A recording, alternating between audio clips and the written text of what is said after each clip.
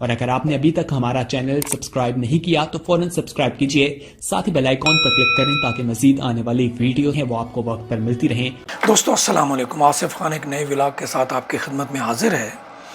बुनियादी तौर पे आज एक बड़ा ख़ास मौजू है और वो ये है कि पाकिस्तान के अंदर जो गिरफ़्तारियाँ बग़ैर मुकदमों के गिरफ़्तारियाँ, घरों में दाखिला और तोड़ फोड़, ये आखिर क्यों हो रहा है। बुनियादी तौर पे इस सारी सूरत हाल को समझने के लिए थोड़े से तारीख़ी हवालों के बाद अमेरिका की आज की सूरत हाल आपके सामने मैं पेश करूँगा, तो आपको बिल्कुल आसानी से बात समझ आ जाएगी ये क्यों हो रहा है। बुनियादी तौर पे पहले दुनिया में बादशाह, सरदार या इस तरह के लोग मुख्तियार कुल हुकूमत में होते थे जो पूरे सिस्टम को अपने कंट्रोल में रख के चलाते थे। उसको कमज़ोर करने के लिए उन बादशाहत और वो जो one man show, one man rule, ठीक है जी, उसको कमज़ोर करने के लिए एक सोशलिज़म कम्युनिज़म आया। लेकिन सोशलिज़म कम्युनिज़म के अंदर बुनियादी तौर पे एक बड़ा ही डिफरेंट जो फ़िलासफ़ी थी वो ये थी कि जी सारी जो असासे हैं, सारे जो सिस्टम है वो गवर्नमेंट के कंट्रोल में होगा और मज़दूर और किसान क्योंकि ज़्यादा अक्सरियत में है तो उनके नुमाइंदों की हुकूमत होगी।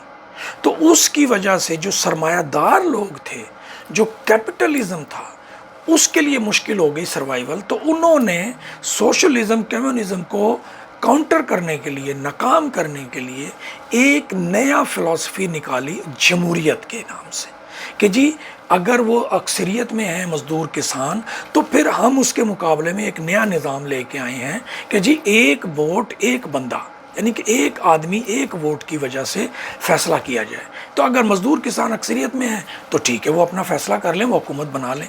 लेकिन क्योंकि पैसे वाले लोगों को, कैपिटलिस्टों को, सरमायादारों को पता था कि हम अगर पैसा लगाएंगे तो ये बेवसाइल मज़दूर और किसान, हम इनको जिस तरह मर्ज़ी चाहे ख़रीद लेंगे और हमारी मर्ज़ी चलेगी। और ये ऐसा ही हुआ।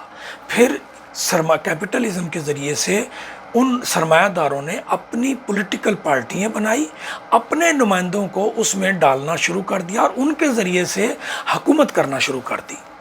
अब जब ये हुकूमत तो चल रही थी तो जो असल काम था वो नीचे मशीनरी जो है, इस्टेब्लिशमेंट जो है, जो सरकारी मुलाजिम है आवाम के टैक्सेस से, वो ही इम्प्लीमेंट करते थे।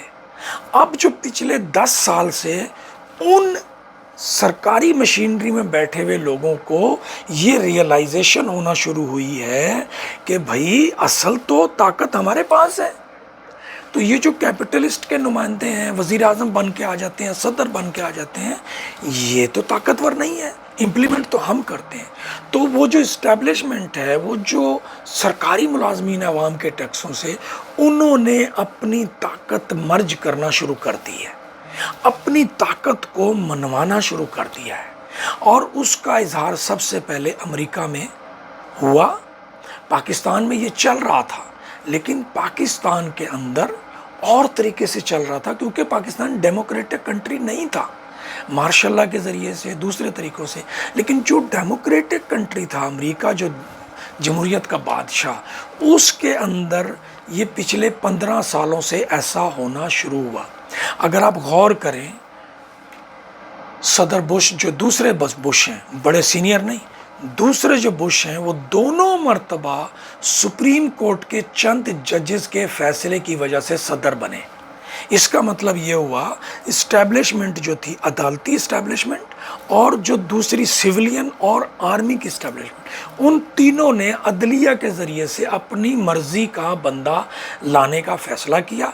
हालांकि सदर बुश दोनों मरतबा इलेक्शन हार गया था, लेकिन उसको वो लेके आए। ठीक है जी।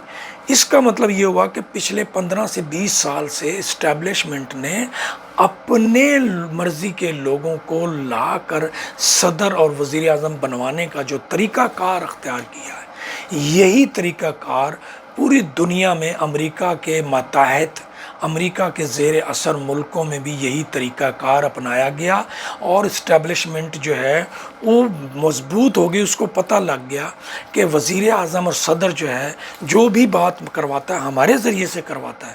تو اسی طرح سے صدر ٹرمپ نے، جو سابقہ صدر ٹرمپ ہیں، ابھی 4 دن پہلے انٹرویو میں کہا ہے کہ بغیر مقدموں کے، بغیر کسی ڈاکومنٹیشن کے لاتعداد لوگوں کو امریکہ میں جیل، قید و بند کی صوبتوں سے گزرنا پڑ رہا ہے.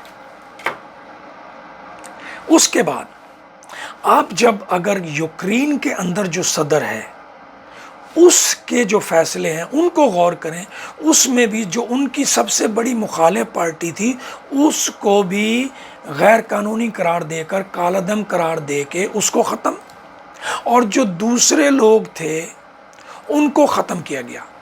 بنیادی طور پہ یہ 3-4 سٹوریز سے آپ کو پتہ چلے گا کہ امریکہ کے اندر یہ جب سے پالیسی آئی ہے کہ اصل طاقت اسٹیبلشمنٹ کے پاس ہے. اسٹیبلشمنٹ اپنے مہرے بنا کر، جس انور کاکڑ کی صورت میں، کسی ون مین شو کی صورت میں، ٹھیک ہے جی، کسی بھی بندے کو لا کے، محسن نقوی صاحب کی صورت میں یا مقبول باقر کی صورت میں یا کسی کی بھی صورت میں، صوبے کا وزیر اعلیٰ بنا دو، گورنر بنا دو، وزیر اعظم بنا دو، اور لوگوں کو اتنا مارو، بغیر مقدمے کے مارو، بغیر کسی سزا کے جیل میں رکھو.